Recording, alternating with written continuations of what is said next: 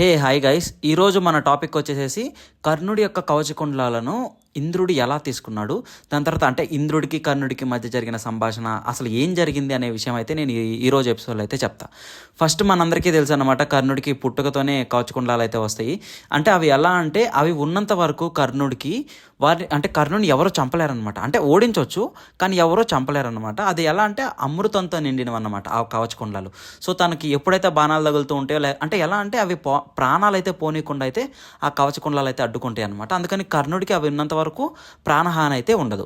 So ఆ విషయం మనందరికీ తెలుసు అనమాట. దాని తర్వాత ఏం జరుగుతుంది అంటే ఇంద్రుడు పాండవుల కోసం వచ్చేసి కవచకుండలాలను దానం అడుగుతాడు అన్నట్లు కూడా తెలుసు. కానీ మనం అంటే మనం అందరం తప్పుగా అనుకునే ఒక విషయం ఏంటంటే, అంటే మనకు తెలియక మనం అనుకునే విషయం ఏంటంటే, సీరియల్స్లో చూపించినట్లుగా దాని తర్వాత కొన్ని సినిమాల్లో చూపించినట్లుగా కర్ణుడి యొక్క కవచకుండలాలను ఇంద్రుడు అంటే కురుక్షేత్ర యుద్ధానికి కొంచెం ముందు అనగా ఎలా అంటే మన భీష్మ పర్వానికి లేకుంటే ఆ పర్వంలో లేకుంటే ఆ పర్వానికి కొంచెం ముందు అన్నట్లుగా చెప్పారనమాట. అంటే ఎలా అంటే అందరూ యుద్ధానికి సన్నద్ధం అయిపోయినప్పుడు అప్పుడు ఒకరోజు ముందు రోజు రాత్రి అన్నట్లుగా సూర్యదేవుడు ఏదో చెప్పినట్లుగా దాని తర్వాత రోజే వచ్చి అంటే కర్ణుడు కవచకుండలాలు ఇంద్రుడు తీసుకెళ్ళినట్లుగా అయితే మనకు తెలుసు అన్నమాట. కానీ మీకు నిజంగా కర్ణుడు కవచకుండలాలు ఎప్పుడు తీసుకెళ్లారో అని అయితే తెలియదు. సో నేను ఆ విషయం అయితే చెప్తాను అన్నమాట. ఏంటంటే కర్ణుడి యొక్క కవచకుండలాలను ఇంద్రుడు వనపర్వంలోనే తీసుకెళ్తాడనమాట. అంటే వనపర్వం చివరిలో కూడా కాదు, వనపర్వం మిడిల్లోనే అయితే కర్ణుడి యొక్క కవచకుండలాలు అయితే తీసుకెళ్ళిపోతాడు. సో ఈ విషయం అయితే మనం నోటీస్ చేయాలన్నమాట. కురుక్షేత్ర యుద్ధానికి ముందు అయితే కాదు, అది చాలా ముందే తీసుకెళ్ళిపోతాడు అనమాట కవచకుండలాలని. ఓకే, ఇప్పుడు మనం ఆ స్టోరీలోకి అయితే వద్దాం. అంటే ఈ స్టోరీ వచ్చేసేసి విరాట పర్వానికంటే ముందు. ఓకేనా, అంటే విరాట యుద్ధంలో కర్ణుడి దగ్గర కవచకుండలాలు అయితే లేవన్నమాట. సో అంతకు ముందే ఇంద్రుడైతే కర్ణుడి కవచకుండలాలు అయితే తీసుకున్నాడు. సో రీజన్ అంటే మనందరికీ తెలుసు, పాండవులకి కొంచెం హెల్ప్ చేయడానికి అన్నట్లుగా. ఇంకొకటి మెయిన్ ఏంటంటే కర్ణుడు ఖచ్చితంగా కౌరవుల సైడ్ వెళ్తాడు అన్నట్లుగా తెలుసు అనమాట. కర్ణుడి దగ్గర కవచకుండలాలు ఉన్నంత వరకు తనని ఎవరు చంపలేరు. ఆ కవచకుండలాలను విరగ్గొట్టాలి అని అంటే 1000 సంవత్సరాలు అర్జునుడు కర్ణుడితో యుద్ధం చేయాలన్నమాట. సో అప్పుడు మాత్రమే విరుగుతాయి. కానీ అప్పటికి అంటే ఆ రోజులు అది అసాధ్యం కదా.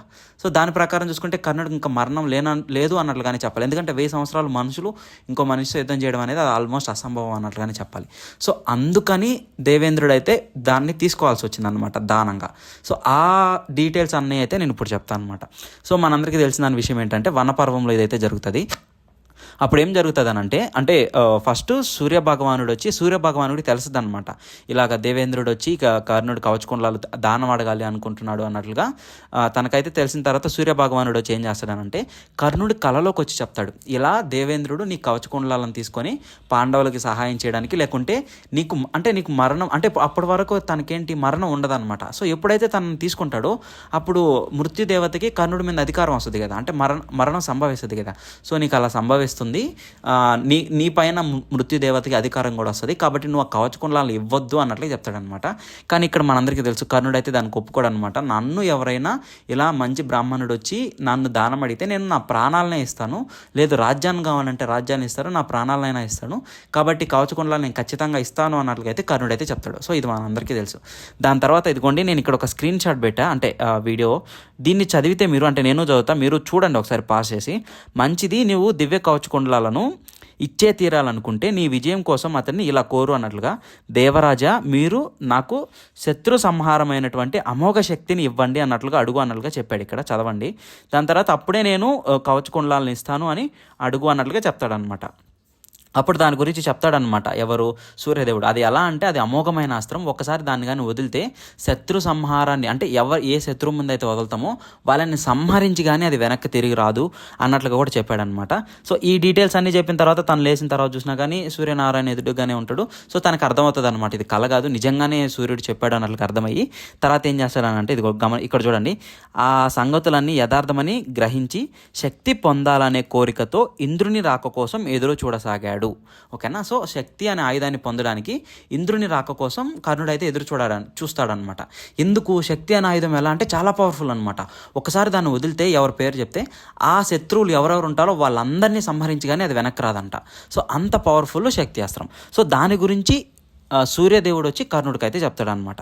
ఓకేనా. దాని తర్వాత మనకి ఇక్కడ మహాభారతంలో వీళ్ళంతా అడుగుతారు కర్ణుడి జన్మ వృత్తాంతం. సో ఆ స్టోరీ అంతా వస్తుంది. నేను మీకు అదంతా చెప్పాను కదా. సో కుంతీదేవికి ఉండే వరంలో ఒక వరం సూర్య భగవానుని కోరుతుందని చెప్పి తర్వాత సూర్య భగవానుడు ప్రత్యక్షమయ్యి కర్ణుడికి ఒక బిడ్డనిచ్చి తనకు సహజ కవచకుండలాలను అయితే ఇస్తాడు అన్నట్లుగా అయితే మీ అందరికైతే చెప్పా. దాని తర్వాత ఏమవుతుంది అంటే ఒకసారి అయితే కర్ణుడు ఎదురుగా అయితే దేవేంద్రుడు అయితే ప్రత్యక్షమవుతాడు అనమాట. ఒక బ్రాహ్మణుడి రూపంలో అయితే వచ్చి ఇలా నాకు దానం కావాలి అని చెప్పి అడుగుతాడు అనమాట. దానికి కర్ణుడు ఏం చేస్తాడు, ఇంకా కర్ణుడికి అర్థమైపోతుంది.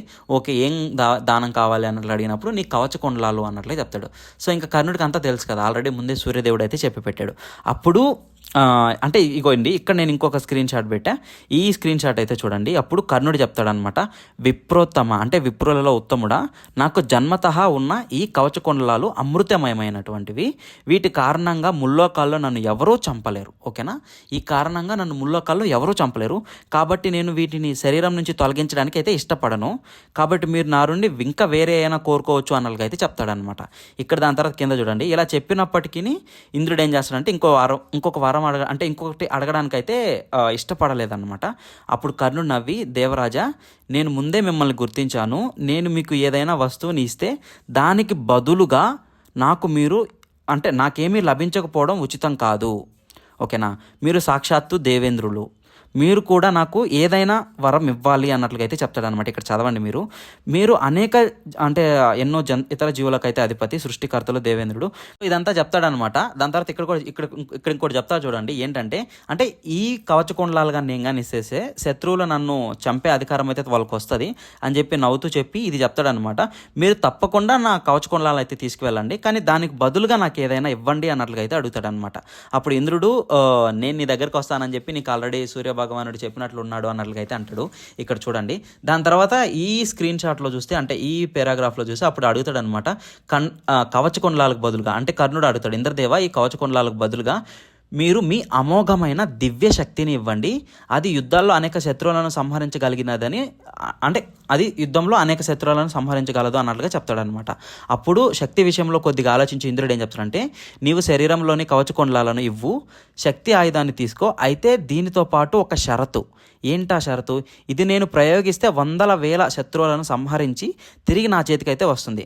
కానీ నువ్వు ప్రయోగిస్తే సింహనాదం చేస్తూ నిన్ను అత్యంతముగా అంటే ఎలా అంటే నీకు ఒక బెస్ట్ ఫైటర్ ఉంటారు చూడండి, ఆపోజిట్ సైడ్ శత్రువు చేసే ఒక్క ప్రబల శత్రువును చంపి తిరిగి నా వద్దకే వస్తుంది, నా చేతికే వస్తుంది అన్నట్లుగా అయితే చెప్తాడనమాట. అప్పుడు కర్ణుడు ఇలా అంటాడనమాట, దేవేంద్ర అంటే ఈ ఒక చిన్న పారాగ్రాఫ్ మీనింగ్ చెప్తున్నా, నన్ను యుద్ధంలో అంటే గెలవగలిగింది లేకుంటే నన్ను యుద్ధంలో నాతో పాటు సమానంగా రాగలిగిన ఆ ఒక్క శత్రువును మాత్రమే నేను కూడా చంపాలనుకుంటున్నాను అన్నట్లుగా అయితే కర్ణుడు అయితే అంటాడనమాట. ఇక్కడ కర్ణుడు ఇండైరెక్ట్గా చెప్పింది ఎవరి గురించి అనంటే అర్జునుడి గురించి. ఎందుకనంటే అర్జునుడు ఒక్కడే కర్ణుడిని ఓడించగలిగే శక్తి అర్జునుడికి ఒక్కడికే ఉంది కాబట్టి. అంటే పాండవుల సైడ్లో అంటే మిగతా వాళ్ళు కూడా ఓడిస్తారు, అంటే భీముడు దాని తర్వాత సత్యకి వీళ్ళు కూడా ఓడిస్తారనమాట. అభిమన్యుడు కూడా చాలాసార్లు అయితే ఓడిస్తాడు. కానీ అప్పటికి కర్ణుడు ఎలా అనుకుంటాడంటే అర్జునుడిని మాత్రమే అన్నట్లుగా అనుకుంటాడు అనమాట. అర్జునుడు మాత్రమే నన్ను ఓడించగలడు అన్నట్లుగా అయితే కర్ణుడు అనుకుంటాడు. అందుకని చెప్పి ఆ ఒక్కడిని మాత్రమే నేను చంపాలి అనుకుంటున్నాను అన్నట్లుగా అయితే అంటాడనమాట. అప్పుడు ఇంద్రుడు ఇలా చెప్తాడు అనమాట, నువ్వు చంపాలి అనుకునే వాణిని కృష్ణ భగవానుడు రక్షిస్తాడు. అతడు అంటే ఇంకా ఇండైరెక్ట్గా అదే చెప్తాడు అనమాట, నువ్వు అర్జునుడినే చంపాలనుకుంటున్నావు అని నాకు అర్థమవుతుంది, కానీ తనని కృష్ణ భగవానుడు అయితే రక్షిస్తాడు అన్నట్లుగా చెప్తే దాని తర్వాత కింద పారాగ్రాఫ్లో చూడండి అప్పుడు అలాగే చెప్తాడు అనమాట, ఒకవేళ తనను రక్షించినా సరే నాకు అంటే చాలా కష్టమైన శత్రువుని అయితే నేను దీంతో చంపొచ్చు కదా అన్నట్లుగా అయితే కర్ణుడైతే అంటాడు అనమాట. దాని తర్వాత ఇక్కడ ఇంకొక విషయం కూడా చెప్తాడు అనమాట ఇంద్రుడు. ఏంటంటే ఇతర ఆయుధాలు ఉండంగా ప్రాణాంతకమైన ఆపద రాకముందే పొరపాటున నువ్వు ఈ అస్త్రాన్ని కానీ ఉపయోగిస్తే అది నీ మీదకే వస్తుంది అన్నట్లుగా కూడా చెప్తాడనమాట. ఇక్కడ చూడండి, దాని మీనింగ్ ఏంటంటే నీ దగ్గర ఇంకా అస్త్రాలు ఉండి ఆపోజిట్లో ఉండే శత్రు అంత బలంగా లేనప్పుడు, లేదనంటే నీకు అంత గాయాలయ్యి నువ్వు ఆల్మోస్ట్ ఇంకా అంటే దగ్గరికి మరణం అంచుల దగ్గరికి వెళ్ళినప్పుడు అప్పుడు మాత్రమే నువ్వు ఈ ఆయుధాన్ని ఉపయోగించాలి. నువ్వు నార్మల్గా ఉన్నప్పుడు యుద్ధం మొదట్లోనో లేకుంటే స్టార్టింగ్ అంటే ఎలా అంటే అలాగా ఈ అస్త్రాన్ని కానీ నువ్వు కానీ వాడితే అది నిన్నే చంపుతుంది అన్నట్లుగా అయితే చెప్పాడు అనమాట.